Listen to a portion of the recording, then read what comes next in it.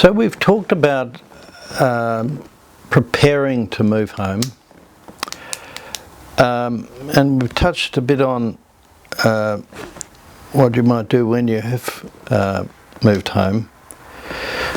And I think as time passes, there's something really important in terms of putting the trauma in the past that we can actively help ourselves with. It's based on this idea that we live our lives as much as we can in environments of security and predictability and so on. And that enables us to develop assumptions about how things will be. So if we live in an environment where there are beautiful trees and so on, and the wind blows, and sometimes we have storms and the trees bend and maybe drop the odd branch, and that's all that ever happens, then our experience has given us an assumption just by the fact that no trees have ever been blown over. We have an unconscious assumption. We didn't know we had that assumption until trees were blown over. And when the trees were blown over, we thought, my goodness, I would never have thought that could have happened. In fact, I don't know exactly why it happened, and I don't know when it will happen and when it won't happen, and so I'm worried about any trees now. So this really means that part of the wound or the damage of a trauma is the damage of those that fabric of assumptions, which is such an important framework for our experience and foundation for our sense of confidence and security. And that is the most important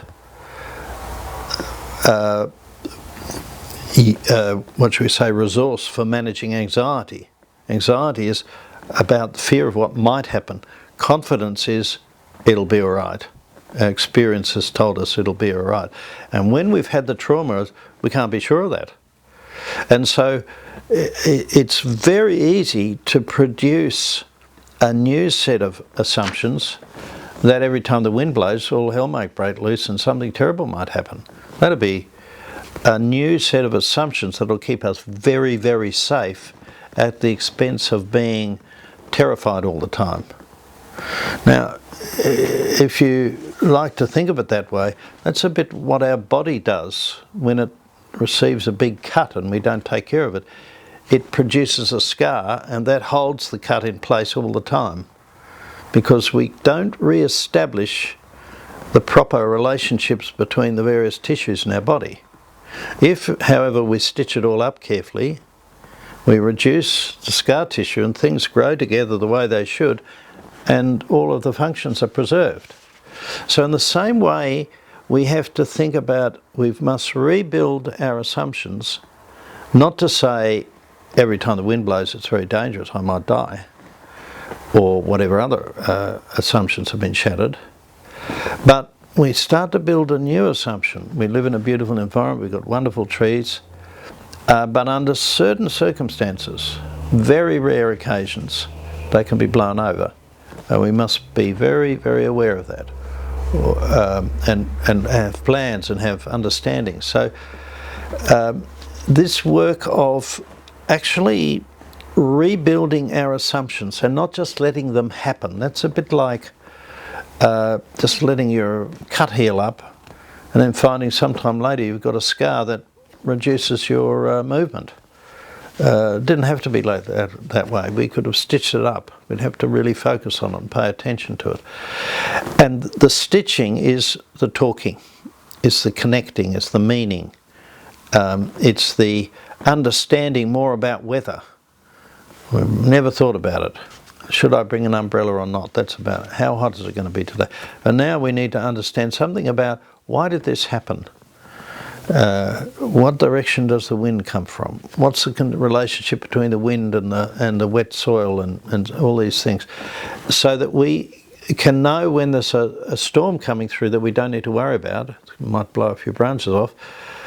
Or when we've got, oh, hang on, this is actually potentially quite dangerous. Well, now let's put our safety plan in place. And so this is something that has to be done over time. We've got to build new assumptions. Assumptions occur from the accumulation of experiences. Just going through day after day of what happens and seeing the patterns. And so that is going to take quite some time. And so I think the sign that you're rebuilding the assumptions will be you have a sense that you understand what's going on, you know what the risks are, you're beginning to feel safe. And even when there's a dangerous situation going, you're able to think about it and work out what you're going to do. Now, of course, some people might have made the decision, I don't want to take this on. And, of course, everybody has to make their own decision. If you actually talk to people who went through disasters, you can find that they're in the same place, more or less, went through the same experience, but it doesn't mean they had even remotely similar experiences. And so everybody has got very good reason to make the decision they make. And one of the things that typically comes up is that people have a tendency to say, look, I've found this, therefore you should do that. Yeah, I'm sure if you did this you'd feel a lot better. No, I think it's too complicated. People that I find I talk to always have very good reason to be reacting the way they are once you dig down and look at the whole picture. So when we take that into account, we can see that there's quite a period of time for rebuilding confidence. Even if you move away from the area, it's going to take a while to work out what are the assumptions that you can rely on in your new environment. How do you get to those? By things being the same way, and having the same effects for quite a long time. And so getting through this time of building the assumptions is like letting the cut heal. And what's so important there, just like putting the antiseptic in so that the healing does take place in our body, is the understanding of what's happening. What created that big storm? How are these circumstances different? If we've gone a bit broader and said that storm has shattered my confidence that life is safe. I don't know when I'm safe anymore. Maybe we can have it's a nice day, but a storm might come any moment, so I can't really relax. Well, that's constantly using the disaster as your reference point.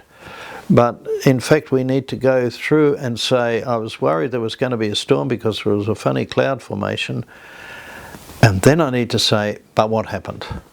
The next day I need to say, you see, to myself, or maybe my loved ones, you see, you were scared, but nothing happened. Might be very important for children who get scared, is to say, do you see? Nothing happened. Like I told you, it was all right. And now I'll explain why it was all right. It was very windy and wavy and whatever, but it wasn't coming from the right direction, or it wasn't that bad, and so on. So any talking gives meaning, which defines things and stops them being immersed in our emotions.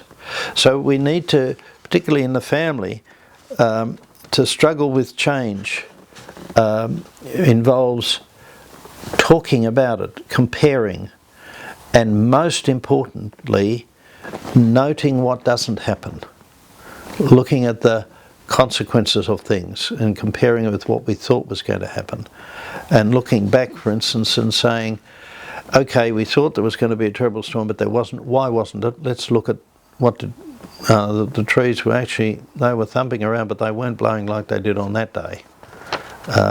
So now there's something else that happens, and that is, as people sort of settle into the new life,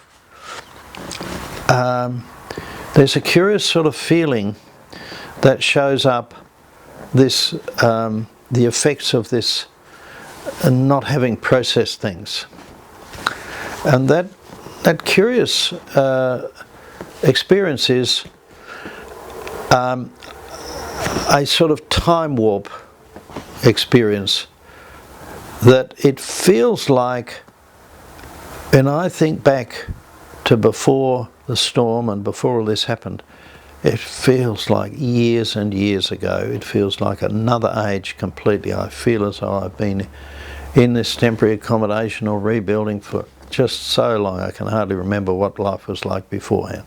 And on the other hand, there's another experience that you have in amongst that is, gosh, it just seems like yesterday.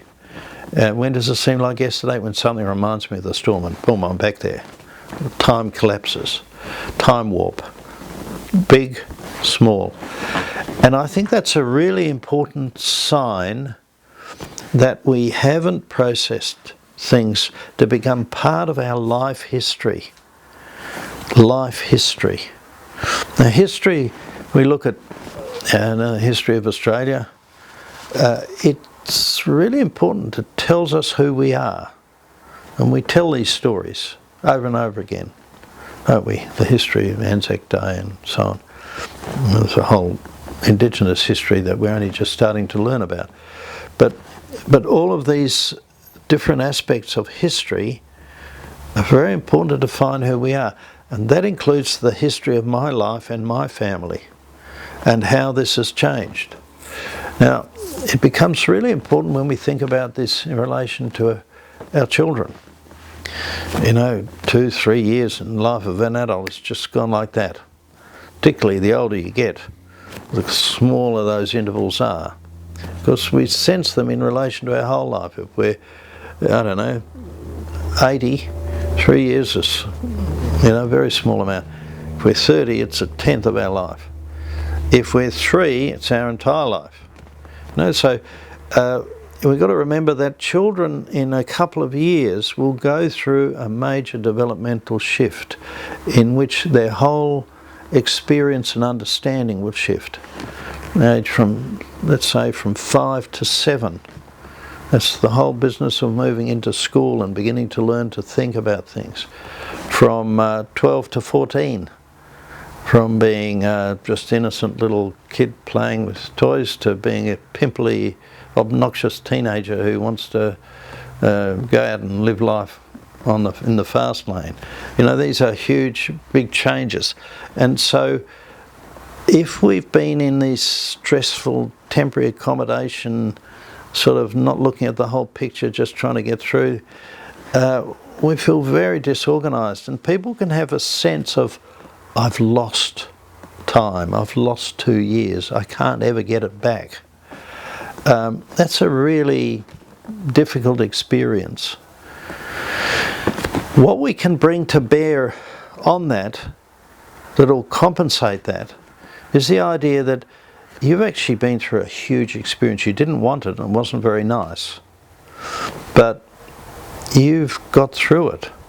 You must have learned some very important things, perhaps the hard way, about yourself and about your family.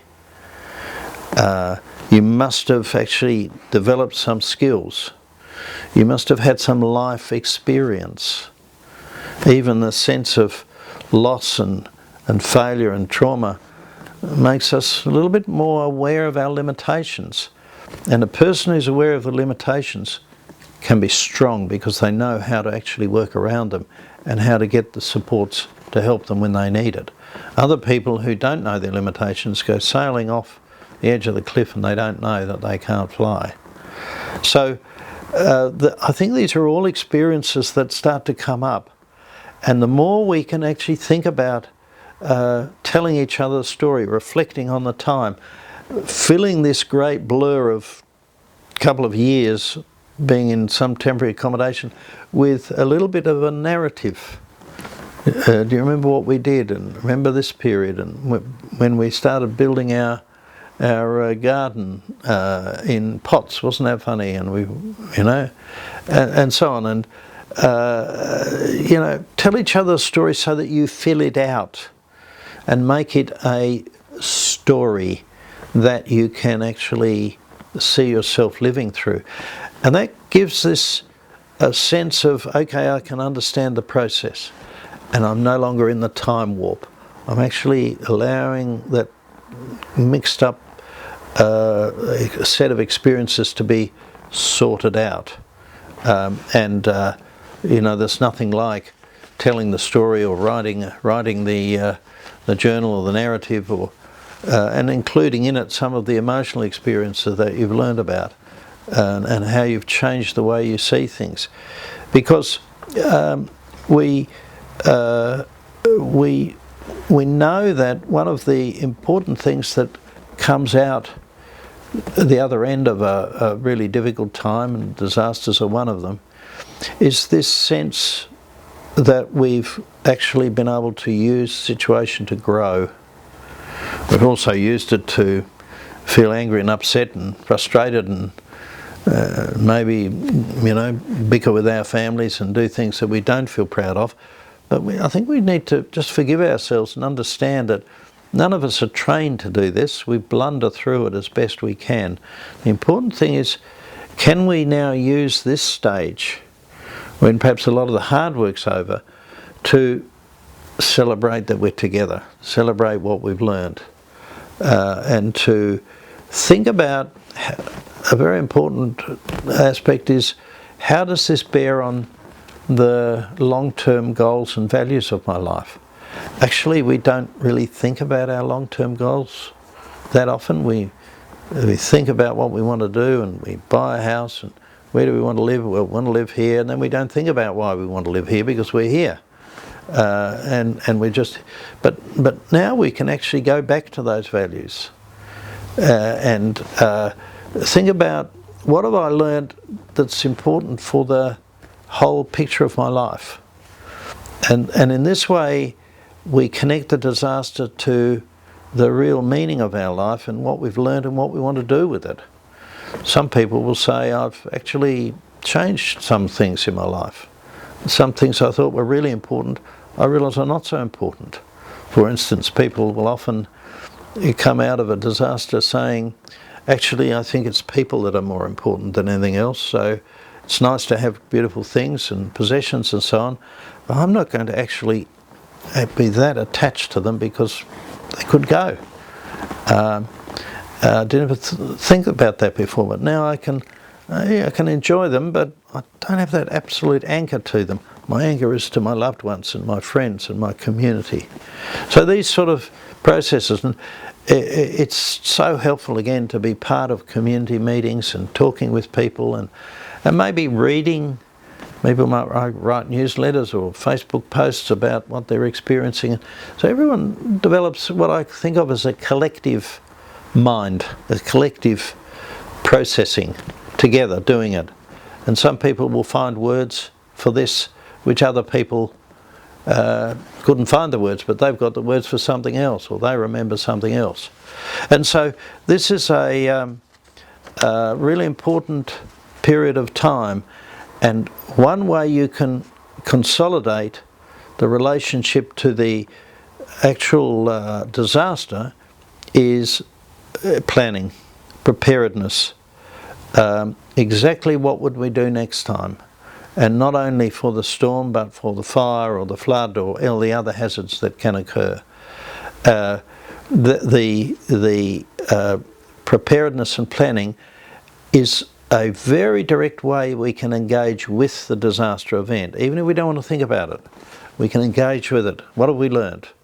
It gives us a sense, I'm prepared, I'm more in control, I feel safer. Not because it's not dangerous, but because I'm actually carrying that knowledge and experience and looking after myself and helping the people around me.